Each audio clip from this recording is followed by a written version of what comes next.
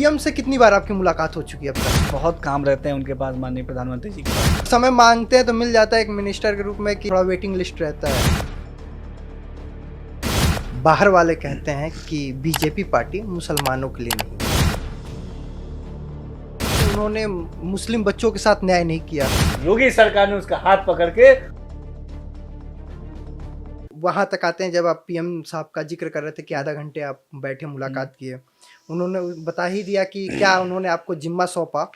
उसके अलावा ये बताइए कि पीएम से कितनी बार आपकी मुलाकात हो चुकी है अब तक? और समय मांगते हैं तो मिल जाता है एक मिनिस्टर के रूप में कि थोड़ा वेटिंग लिस्ट रहता है कि देखिए, RSC है, प्रधानमंत्री जी जो है, waiting है। प्रधानमंत्री जी एक बहुत बड़े जिम्मेदारी पे हैं और पूरे भारत का नेतृत्व कर रहे हैं और विश्व के सामने जो भारत का एक इमेज प्रधानमंत्री जी ने बनाया है, ये बहुत शानदार है। बहुत दिनों बाद आप देखिए भारत एक ताकत बन के दुनिया के सामने उभरा है। तो निश्चित तौर पर प्रधानमंत्री के पास बहुत काम रहते हैं उनके पास, माननीय प्रधानमंत्री जी के पास, लेकिन उनका स्नेह हमेशा मुझे लगता है कि हम सब पे है। और जब मैंने बताया कि उन्होंने मुझे दिल्ली बुलाया और लगभग करीब हम 25 से 30 मिनट उन्होंने मुझे मौका दिया उनसे बात करने का। इसके अलावा भी लखनऊ में भी हम लोग कई बार मिल चुके हैं। अभी चुनाव के दौरान भी हम कई बार हम लोग मिले और प्रधानमंत्री जी हमेशा जब भी मिलते हैं उनसे मिलना एक बहुत यादगार मोमेंट रहता है। और हर बार जब वो मिलते हैं तो एक नई ऊर्जा का संचार हमारे अंदर करते हैं और उनके द्वारा जो बोला गया 2 शब्द भी जो हमारा रहता है वो बहुत हमें मोटिवेट करता है और हमें बहुत एनर्जी देता है कि हम ईमानदारी से आगे बढ़ें और समाज के विकास के लिए काम करें। अच्छा, आप सरकार के अंदर हैं, बाहर वाले कहते हैं कि बीजेपी पार्टी मुसलमानों के लिए नहीं है। इस पे आपका कोई तर्क है? देखिए, मुझे तो लगता है कि बाहर वाले जो बोलते हैं वो गलत बोलते हैं। हमको लगता है कि बीजेपी एक ऐसी पार्टी है जो मुसलमानों के लिए विकास के लिए काम कर रही है। अच्छा, एग्जाम्पल के तौर पे मैं बताता हूँ। ये बताइए, अगर समाजवादी पार्टी की बात की जाए, एग्जाम्पल देखिए, एग्जाम्पल से समझाना आसान होता है। तो 2012 से लेकर 17 तक समाजवादी पार्टी का शासनकाल उत्तर प्रदेश में था। तब मैं सवाल ये पूछता हूँ समाजवादी पार्टी के लोगों से और उन लोगों से जो समाजवादी पार्टी को मुसलमानों का हितैषी बताते हैं कि भैया मुझे ये बताओ, 12 से लेकर 17 तक समाजवादी पार्टी ने मदरसा के डेवलपमेंट के लिए क्या किया। अच्छा, मदरसा क्या है ये भी समझ लीजिए।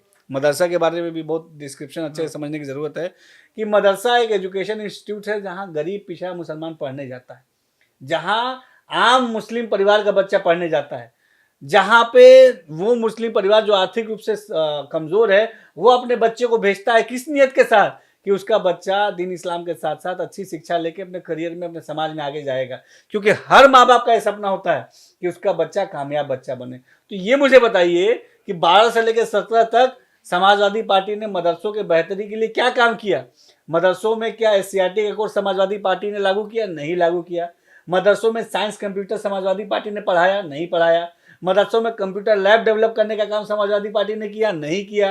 मदरसों के बच्चों के डेवलपमेंट के लिए समाजवादी पार्टी ने कुछ किया? नहीं किया। मदरसे के बच्चों के रोजगार के लिए समाजवादी पार्टी ने कुछ किया? नहीं किया। उसके उलट आप देखिए तस्वीर, 2017 में योगी सरकार आती है, समाजवादी पार्टी सरकार जाती है, योगी सरकार आती है। तो 2018 में यही योगी सरकार, जिसपे समाजवादी पार्टी मुस्लिम समाज का अहित करने का आरोप लगाती है, इसी योगी सरकार ने मदरसे शिक्षा में SCRT कोर्स को लागू करती है।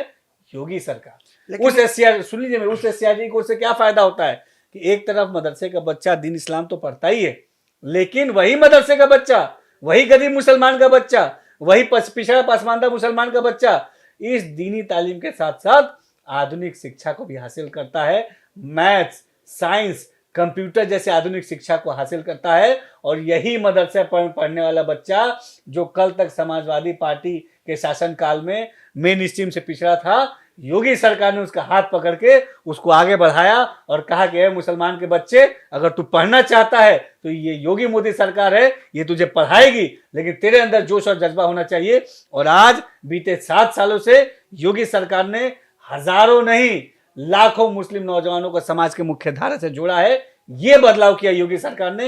ये काम समाजवादी पार्टी के लोग भी कर सकते थे, लेकिन उन्होंने नहीं किया। क्यों नहीं किया? क्योंकि वो नहीं चाहते, समाजवादी पार्टी के लोग, ये कांग्रेस पार्टी के लोग ये नहीं चाहते कि मुसलमानों का बच्चा पढ़ के आगे बढ़े। ये नहीं चाहते कि मुसलमान का बच्चा इंग्लिश बोले। ये नहीं चाहते कि मुसलमानों के बच्चे IAS, डॉक्टर, इंजीनियर बने, क्योंकि अगर वो मुसलमान का बच्चा पढ़ लिख जाएगा तो उनके रैलियों में जिंदाबाद मुर्दाबाद का नारा लगाने वाला कोई नहीं झंडा बचेगा। कौन उठाएगा? तो चलिए, झंडा कौन उठाएगा? तो क्या मुसलमान का बच्चा केवल झंडा उठाने के लिए बना है? नहीं, मुसलमान का बच्चा अच्छी शिक्षा लेके इस देश को दुनिया का सबसे मजबूत देश बनाने के लिए बना है, और वही काम हमारी मोदी और योगी सरकार मुसलमानों से करवा रही है।